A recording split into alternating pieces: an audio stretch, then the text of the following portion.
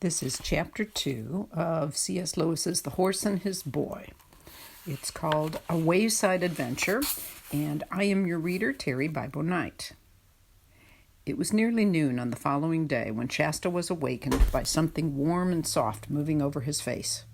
He opened his eyes and found himself staring into the long face of a horse. Its nose and lips were almost touching him. He remembered the exciting events of the previous night and sat up. But as he did so, he groaned. "Oh, Bree," he gasped. "I'm so sore. All over. I can hardly move."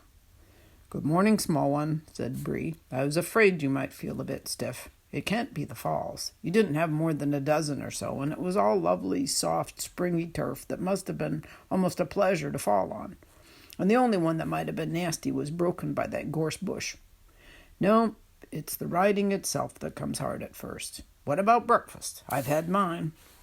"Oh, bother breakfast. Bother everything," said Shasta. "I tell you, it can't move."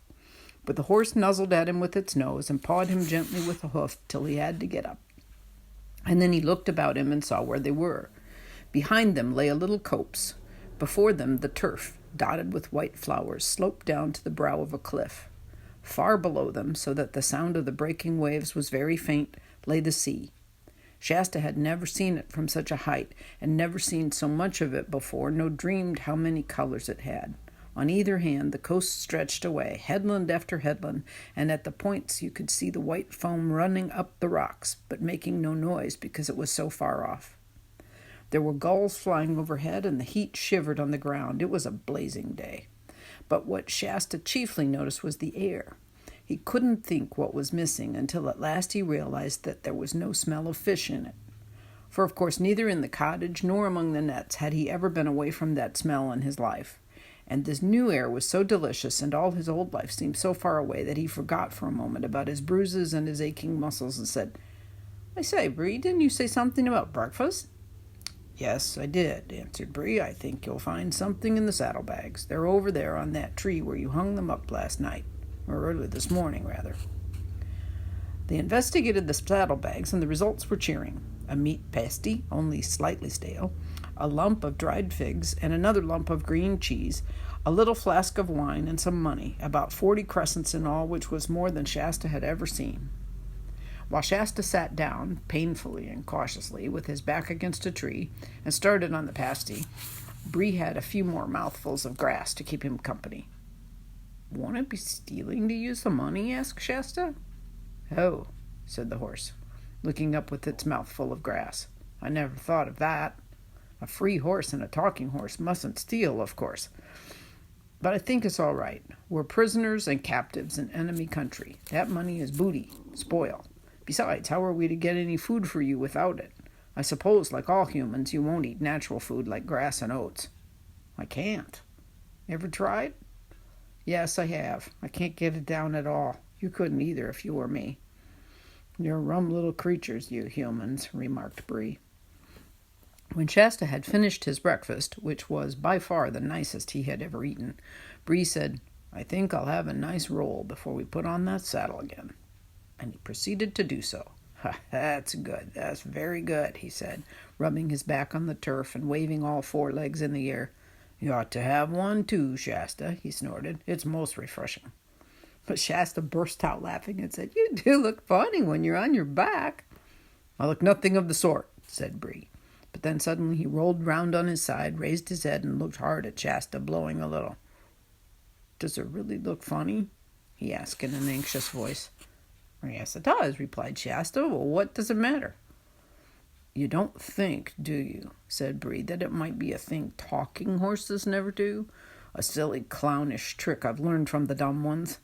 It would be dreadful to find when I get back to Narnia that I've picked up a lot of low, bad habits. What do you think, Shasta? Honestly now, don't spare my feelings. Should you think the real free horses, the talking kind, do roll?" "How should I know? Anyway, I don't think I should bother about it if I were you. We've got to get there first. Do you know the way?" "I know my way to Tashbaan. After that comes the desert." "Well, we'll manage the desert somehow, never fear. Why, we'll be in sight of the Narnian mountains then. Think of it, to Narnia and the north. Nothing will stop us then. But I'd be glad to be past Tashbaan. You and I are safer away from cities. Can we avoid it? Not without going a long way inland, and that would take us into cultivated land and main roads, and I wouldn't know the way. No, we'll just have to creep along the coast. Up here on the downs, we'll meet nothing but sheep and rabbits and gulls and a few shepherds. And by the way, what about starting? Shasta's legs ached terribly as he saddled Bree and climbed into the saddle, but the horse was kindly to him and went at a soft pace all afternoon. When evening twilight came, they dropped by steep tracks into a valley and found a village. Before they got into it, Shasta dismounted and entered it on foot to buy a loaf and some onions and radishes. The horse trotted round by the fields in the dusk and met Shasta on the far side. This became their regular plan every second night. These were great days for Shasta, and every day better than the last, as his muscles hardened and he fell less often. Even at the end of his training, Bree still said he sat like a bag of flour in the saddle. And even if it was safe, young'un, I'd be ashamed to be seen with you on the main road. But in spite of his rude words, Bree was a patient teacher. No one can teach riding so well as a horse. Shasta learned to trot, to canter, to jump, and to keep his seat, even when Bree pulled up suddenly or swung unexpectedly to the left or right, which, as Bree told him, was a thing you might have to do at any moment in a battle. And then, of course, Shasta begged to be told of the battles and wars in which Bree had carried the Tarkan. And Bree would tell of forced marches and the fording of swift rivers, of charges and of fierce fights between cavalry and cavalry, when the war horses fought as well as the men, being all fierce stallions, trained to bite and kick and to rear at the right moment, so that the horses' weight as well as the riders would come down on an enemy's crest in the stroke of a sword or battle-axe. But Bree did not want to talk about the wars so often as Shasta wanted to hear about them. "Don't speak of them, youngster," he would say. "They were only the Tisrock's wars, and I fought in them as a slave and a dumb beast. Give me the Narnian wars, where I shall fight as a free horse among my own people. Those will be wars worth talking about. Narnia in the north." Shasta soon learned, when he heard Bree talking like that, to prepare for a gallop. After they had traveled on for weeks and weeks, past more bays and headlands and rivers and villages than Shasta could remember, there came a moonlit night when they started their journey at evening, having slept during the day. They had left the downs behind them and were crossing a wide plain with a forest about half a mile away on their left. The sea, hidden by low sandhills, was about the same distance on their right.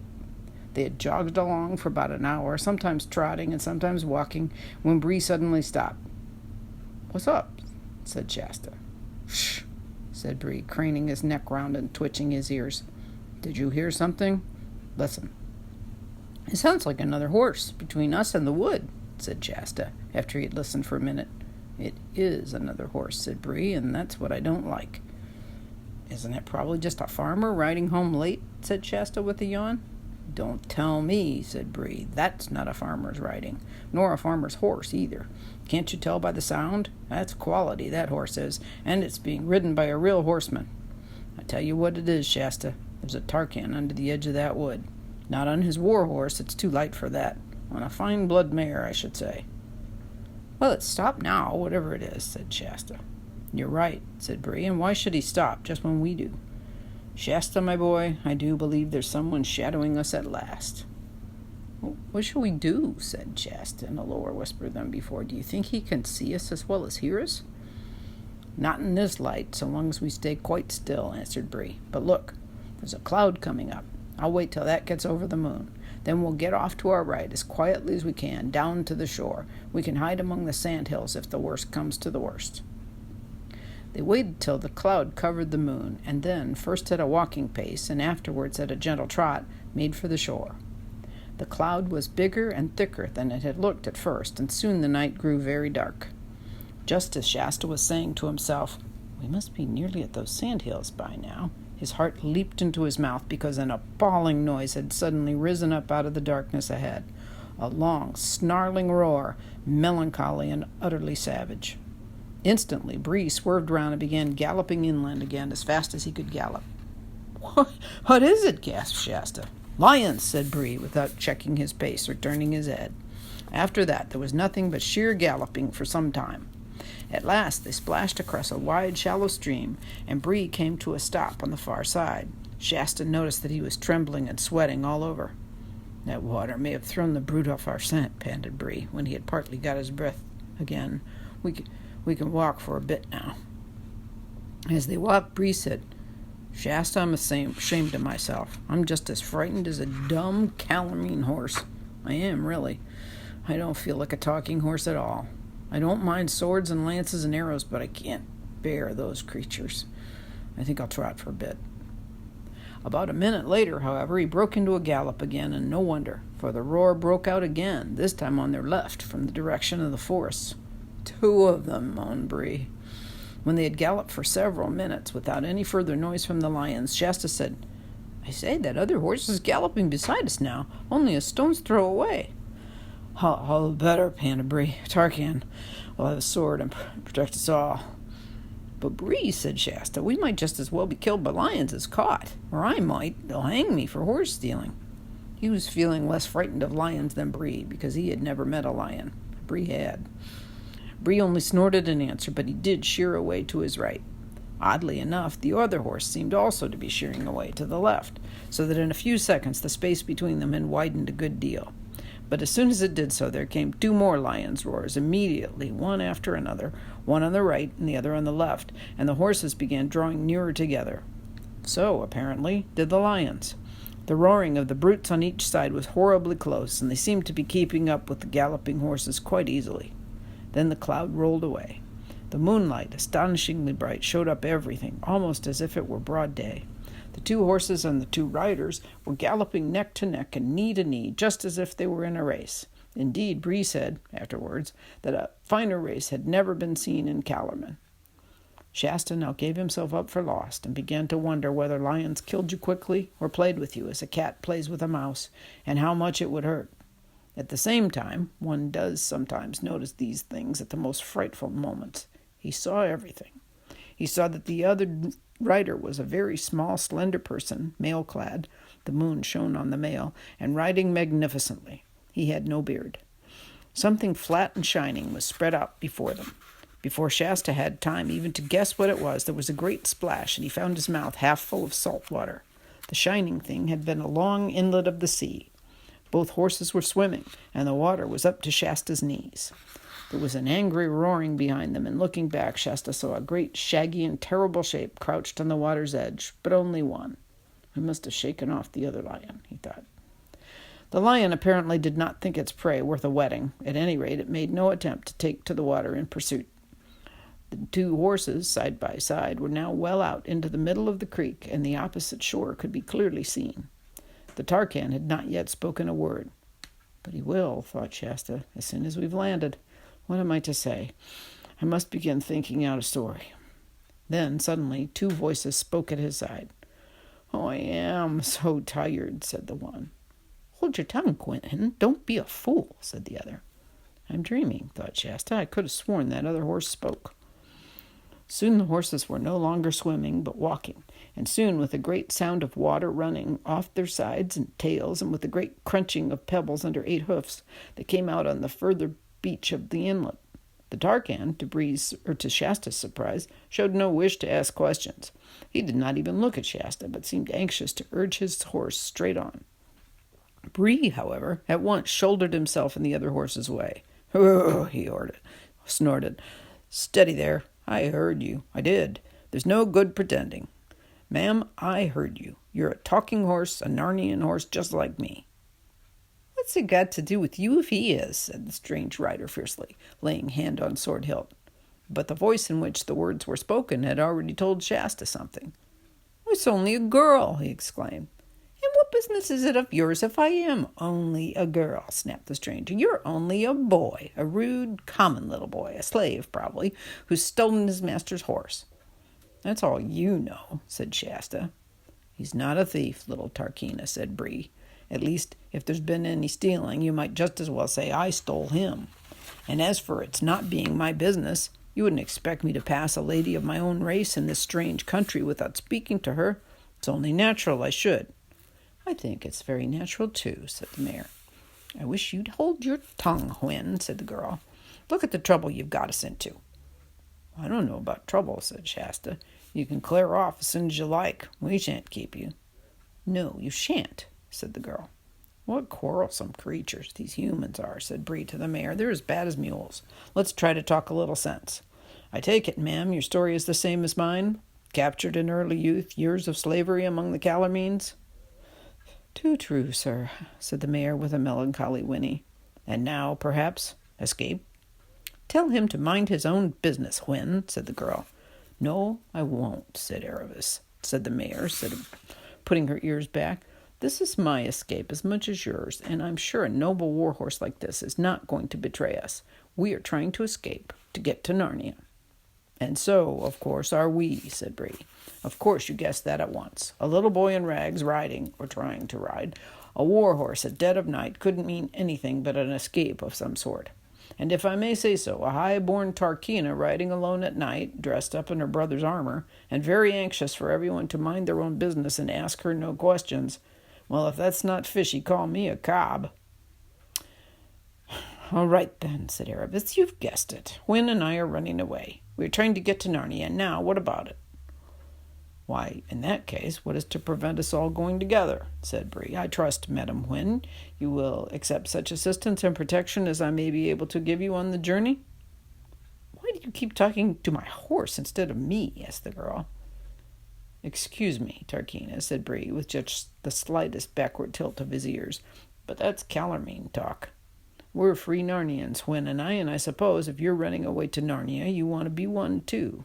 In that case, Hwin isn't your horse any longer. One might just as well say you're her human. The girl opened her mouth to speak and then stopped. Obviously, she had not quite seen it in that light before. Still, she said after a moment's pause, I don't know that there's so much point in all going together. Aren't we more likely to be noticed? Less, said Bree, and the mayor said, Oh, do let's. I should feel much more comfortable. We're not even certain of the way. I'm sure a great charger like this knows far more than we do. Oh, come on, Bree, said Shasta, and let them go their own way. Can't you see they don't want us? We do, said Hwin. Look here, said the girl. I don't mind going with you, Mr. Warhorse, but what about this boy? How do I know he's not a spy? Why don't you say at once that you think I'm not good enough for you, said Shasta. Be quiet, Shasta, said Bree. The Tarkina's question is quite reasonable. I'll vouch for the boy, Tarkina. He's been true to me and a good friend, and he's certainly either a Narnian or an Archenlander. All right, then, let's go together. But she didn't say anything to Shasta, and it was obvious that she wanted Bree, not him. Splendid, said Bree. And now that we've got the water between us and those dreadful animals, what about you two humans taking off our saddles and are all having a rest and hearing one another's stories? Both the children unsaddled their horses, and the horses had a little grass, and Erebus produced rather nice things to eat from her saddlebag. But Shasta sulked and said no thanks, and that he wasn't hungry. And he tried to put on what he thought very grand and stiff manners, but as a fisherman's hut is not usually a good place for learning grand manners, the result was dreadful. And he half knew that it wasn't a success, and then became sulkier and more awkward than ever. Meanwhile, the two horses were getting on splendidly. They remembered the very same places in Narnia. The grasslands up above Beaver's Dam, and found that they were some sort of second cousins once removed. This made things more and more uncomfortable for the humans until at last Bree said, And now, Tarkina, tell us your story, and don't hurry it. I'm feeling comfortable now. Erebus immediately began, sitting quite still and using a rather different tone and style from her usual one. For in Calormen, storytelling, whether the stories are true or made up, is a thing you're taught, just as English boys and girls are taught essay writing. The difference is that people want to hear the stories, whereas I've never heard of anyone who wanted to read the essays.